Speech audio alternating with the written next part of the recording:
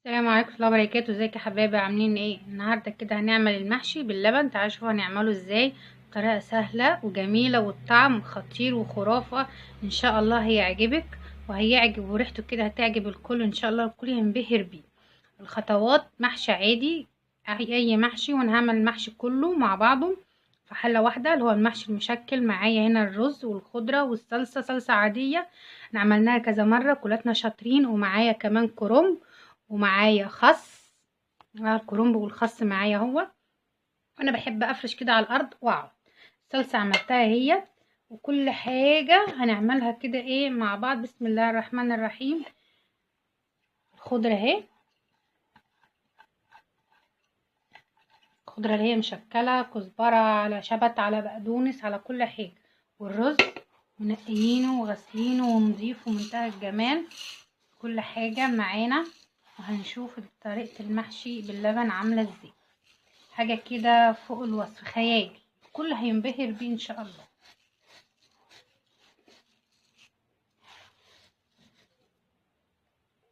معانا كده الملح عشان اقلب كله مع بعضه. معايا الملح، انا بحط على الكيلو معلقتين هي الملح. بسم الله. كمان اللي هي البهارات المحشي بتاعتنا الخطيرة اللي فيها كل حاجة، ان شاء الله يطلع جميل معانا ومعاكم بإذن الله. هقلب الخلطة كده كلها واجيلكوا تاني. شايفين يا حبايبي قلبي الصلصة جميلة وحلوة ازاي، وحمرة جميلة ازاي. اهم حاجة في المحشي عشان ينعمل ان الصلصة تكون كتير وحمرة بالشكل ده. وطبعا عشان احنا عارفين اليومين دول الطماطم غالية، فهنحط عليها فلفل احمر او بابريكا تحمر لنا، او حتة صلصة متعانة كده في الفريزر نطلعها نحطها عليها، بتديها طعم وريحة جميلة جدا.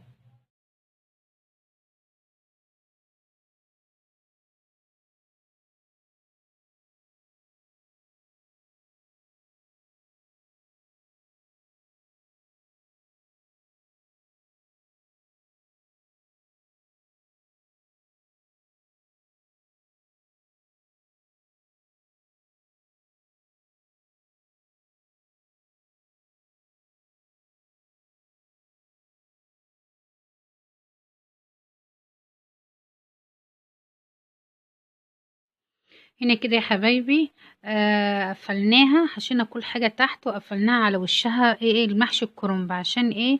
نكتم اي حاجة، اي فراغات بين الصوابع. المحشي البتنجان والخس والكوسة قفلناها بالكرنب، سويناها كده كويس. وهنقوم بقى نحط القعدة عليها وهوريكم نشوف هنعمل ايه تاني. هنا يا حبايبي هنعمل المحشي باللبن ازاي. قبل ما نحط القعد بتاعه الشوربه، هنحط الاول كوبايه اللبن ديت. بسم الله الرحمن الرحيم، علشان كلها تشرب منها. ادي كوبايه، هنحط نص القعد، يعني القعد مثلا ياخد كوبايتين شوربه، هنحط كوبايتين لبن وكوبايتين شوربه. بسم الله. كوباية مجين من بتوع الشاي كده، او كوباية او كوباية واحدة بس اللي يريحك. وبعد كده هنزود الشوربة بتاعتنا.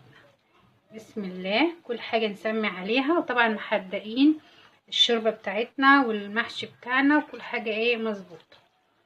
يعني يا جماعة المحشي اللي باللبن، وطبعا اللبن اللي احنا حاطينه سخن. اهم حاجة اللبن يكون سخن عشان يغلي معانا بسرعة، مش يعجن معانا.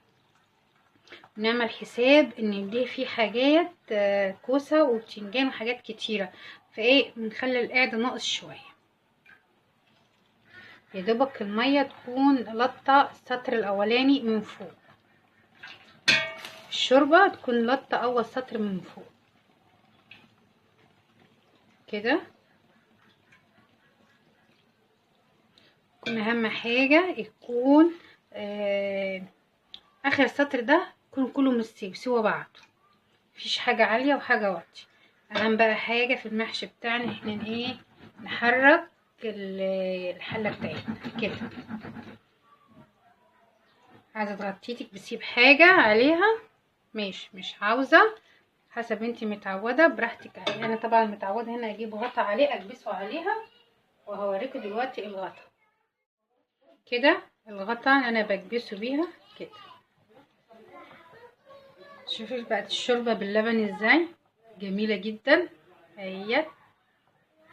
بقى يغلي تك تك كده مع نفسه، ونعلي النار عليه وشمي الريحه بقى، قولي يا سلام على الريحه والطعم. كده يا حبايبي المحشي الشوربه شربت منه، هديت النار عليه يشرب كده، وسيبيه على نار هاديه يستوي مع بعض الشكل. بعد ما نشرب من الشوربه بتاعته نسيبه بقى. بسم الله ما شاء الله.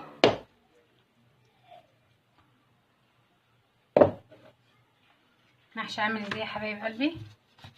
مفلفل، مفيش معجون ولا اي حاجه، وطعم اللبن فيه جدا، عامل زي بتاع زمان اللي كانوا بيعملوه بالقشطه. وهنقطع كمان صابع كده هنشوفه يستوي ولا لا معانا اهو. يستوي جدا سخن، الطعم لذيذ جدا جدا جدا. يا رب يعجبكم، مشاهدة طيبة ان شاء الله.